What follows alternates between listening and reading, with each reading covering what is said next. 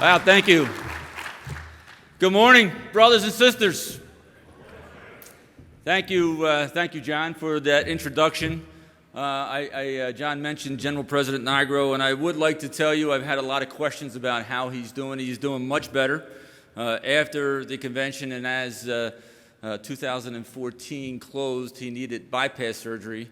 And with that came a gallbladder that was a nagging issue for him for a long period of time. And in true General President Nigro standards, he felt that he could not represent his position, his members, in the fashion that he needed to with the condition and the concentration on his health that he needed to make. So that's why he retired. He retired April 30th. He has since had a couple other procedures, is doing much better, and has now moved down to his retirement home in Florida. As many of you shared a moment with General President Nigro last night, this is what he misses. This is his wheelhouse. His wheelhouse is the membership. His wheelhouse is representing members. His wheelhouse is about improving this union. So thank you for your well wishes. I will certainly make sure that we forward them to him and make sure that he knows that you're in his thoughts and prayers. With that, I'd like to just say a few words about Rich McLeese. Rich McLeese was our Chief of Staff, now our General Secretary Treasurer. If you recall the convention last year and you see this guy bolting down the corridors with papers in his hands for some amendment that was modified or a resolution that was to be discussed, that was probably Rich McLeese. Rich McLeese is a workhorse, and he is going to be a great General Secretary Treasurer. And this is going to be a great administration, transportation, President Prefacich, and the abilities to advance our union. I do want to introduce some of the vice presidents are here. I see John Helak is here. He's a General Vice President from Buffalo, New York. We have Rocco Terranova. Rocco Terranova is the General Vice President from Chicago. And then we have Joe Powell, who is a assistant to the General President, and we have Tony Iannone. I do want to thank you for being here. I want to thank you for being here and for your participation. And that's what it needs. Because your participation in these training and education programs are vital to your responsibilities to the position that you hold. And that is important to advance our union, to advance our smart union. So the model is training leaders of tomorrow. Training leaders of tomorrow. We need to coordinate our efforts. We need to educate each other. We need to stand side by side with each other so that we can better represent our members, so that we can better represent our members and their families. So this week we will roll up our sleeves, we will work together, and we will learn together. We all don't know everything. But when you assemble a group like this, and you assemble smart people as we have this week, and you talk out loud and you work on an issue, we can learn an awful lot. And that includes me. I can learn, we can learn, and we can uplift this union. It's not going to be easy. I'm not going to tell you it's going to be easy. Representing workers is a difficult job, but if it's easy, you wouldn't be here. Somebody else would be doing it if it was easy. This is what I asked to do. This is what I love to do. Represent smart members. Represent working families. And we need to take that step and participate in every session so that we have a better opportunity. And that's member to member. It doesn't matter if it's a sheet metal or a transportation. It's about making that connection. Making that connection with somebody in the room. Somebody that may have that knowledge base that you're looking for. Or has dealt with this particular issue that you have been pondering to better represent our members. I've been attending some of the quadrennial meetings and have an opportunity to speak to many of you. And I found that 1/3 of our officers have transitioned over the last 4 years. And that's not uncommon. But with that comes the responsibility of making sure we train the next generation, making sure that we develop those relationships. I remember walking in. I remember wondering, how do I deal with that? Well, guess what we have?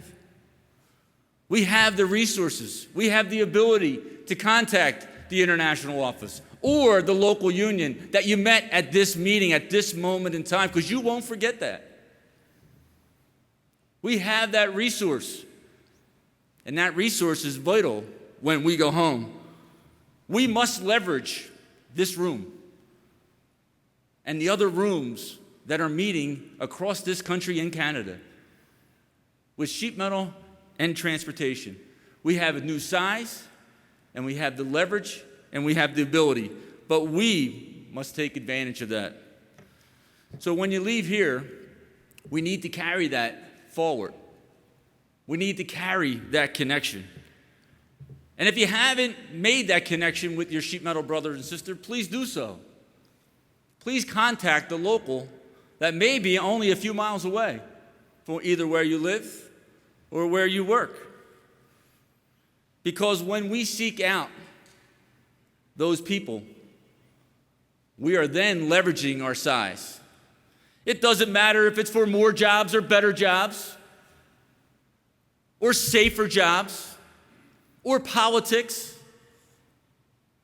Then we have the ability to go to our representatives, whether it's locally or federally, whether it's the mayor or the state representative or the governor. We can go there as a smart union. Last year, we worked on a strategic plan. That strategic plan is to look at 3 years, 5 years. Where's the organization going to be? What do we need? What are the points that this organization needs to discuss to get to the next 5 years? And it comes down to growth. It comes down to growth of SMART. It comes down to growth of sheet metal and transportation. It comes down to representing those that are unrepresented, affording them the ability to be represented by a labor organization. I look at core, our traditional work. Fortunately, as I look at economic charts, transportation has a very steep incline. So as we go through this week, how do we take advantage of that incline? How do we take advantage and provide and get better opportunities as the transportation work picks up over the coming years? Internal organizing. Now, we call internal organizing in a right-to-work state, it's the ability to internally organize and make sure all members, all the workers on a line become members. Very similar to the challenges that you face about identifying that member and identifying them, pulling them into SMART and making them a SMART member. And what is another area doing and getting a higher percentage of members in an internal organizing campaign to make them that SMART member? Maybe it has to do with picking up a short line. Sometimes, maybe it has to do with protecting that short line, retaining that short line. As I say, there are a lot of forces that are out there working against us. How do we retain that short line? And there's plenty of new opportunities. There's plenty of new opportunities. That sounds like Joe Niger over there with the train whistle. If you know Joe, that was his ringtone. New opportunities. There are a lot of new opportunities. There's a lot of transit. There's a lot of bus. And we have a lot of tools. We have a lot of tools to share. I hear a lot when I go around, and I hear a lot about a carrier by the name of Watco. Right? That's a common goal. There's a lot of strategies. There's a lot of digging in. There's a lot of research that we can do as an organization. And as we pull all those little Watco plants or sites and put on a corporate campaign with that research, we can figure out how do we pull and put that company on notice that we're here. And we're here to stay. And it doesn't matter if you're in Texas or if you're going to go to Arizona or if you're going to go to some other place. The methodology is going to be the same, and the coordination will be the same.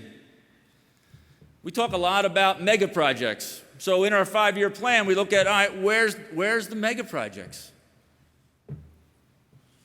I will tell you, the Southeast is really booming right now. California is really booming right now. In a little triangle, the golden triangle of Louisiana and Texas, there's $50 billion worth of work. $50 billion worth of construction work. That's a lot of construction jobs, I got to tell you. That's crazy numbers. But that also means there's a lot of rail jobs. It also means there's a lot of transit jobs. It also means that there's a population shift that's going to be going down because of the magnitude of that work and those opportunities. How do we as an organization capture that? How do we capture those jobs? As I said, there's a lot of people, a lot of organizations out there working against us. But what do we have? We have you. We have this room. Getting up here, being here at 8 o'clock in the morning, participating in this opening session and every session and working hard through every session. I will say that we've seen a decline, as we all know, in organized labor, but I believe this is our moment. I believe this is our moment to make a difference. That is you, and that is me. We can impact this union. We can impact your union. And as we said earlier, we do need to mobilize our membership. We need to energize our membership. And that comes with hard work. That comes with hard work. There's not a playbook that comes with that. With pride or membership, with accountability, with our ability to go out and do a grassroots effort, we can make a difference. We need to take advantage of our collective knowledge. We need to be able to take advantage and share a best practices approach when we sit in these classrooms. So that when we go home, we have an idea of what our plan is. And when we get to that plan, it's going to take a left and it's going to take a right. But when we come back here next year, when we come back here 2 years from now, we can say, that's what we did. And it may not have been my idea or your idea, but because of sitting in a room like this or the rooms you're going to sit in, you take that, you tweak it, you modify, and you use it. If we don't take that stuff home and take advantage of it, these training opportunities are going to go to waste. We need to use it. The risks are too great. The risks are too great for me. When it comes to the members, when it comes to their families, when it comes to your families, we need to take the next step. We need to take it home. And then we need to share it. So as we look at best practices, maybe it's when John Prefacich sends 2 people out to a sheet metal meeting and go through grievances and arbitration. Maybe it's later today when Chris Carlo gives you an idea or looks into a glimpse of the training and education that will go on and the opportunities that you have through the education department. Maybe it's Jim White in a session going through maybe a unique or new organizing method.